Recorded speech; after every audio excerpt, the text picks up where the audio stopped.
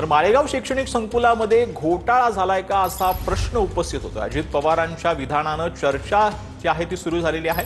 संस्था कर्जबाजारी करून माझ्या हाती दिली का असं अजित पवार यांनी म्हटलंय। कोणीतरी 3 ते 4 वर्ष घोटाळा करत आलंय असा आरोप देखील अजित पवार यांनी केलाय। माळेगाव कॉलनी जिल्हा परिषद शाळेच्या नवीन इमारत बांधकामाच्या भूमिपूजन सोहळ्यामध्ये अजित पवार यांनी हे विधान केलेलं आहे।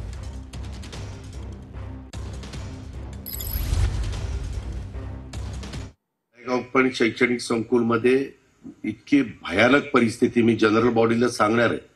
मी एक कुठनं ते माळेगावचं चेअरमन पद घेतलंय, पण जसं मी खोलात जातोय तसं एवढे वेगवेगळे प्रकार शैक्षणिक संकुल। मी त्या ठोबरेनं विचारलं, अरे साहेब याचे अध्यक्ष साहेबाला माहिती का नाही? ते म्हणले सांगितलंय साहेबांना 11 का 12 कोटी रुपये तोटा आहे तिथं। हे सगळं असं वाढून माझ्या हातात दिलं काय? कर्जबाजारी करून पगार तिथं व्यवस्थित नाहीत, काही नाहीत, तिथं खोगीर भरती करून ठेवलेली आहे। नॉन टीचिंग स्टाफ तर इतका भरलेला आहे, काही जणांना कामच नाही। आओ जाओ घर तुम्हारा अशी ती संस्था आहे काय? आज देखील ह्या वर्षात सगळी फी आणि पगार हे सगळा हिशोब काढला तर 3.5 का 4 कोटी रुपयाचा तोटा आहे।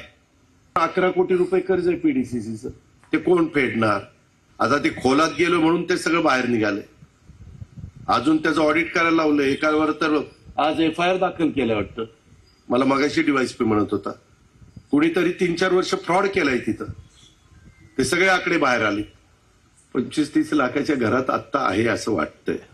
ते अजून खोलात तपास, केशवराव खोटं नाही सांगत, ते नीट तपासल्यावर अजून काय काय निघणार आहे माहिती नाही।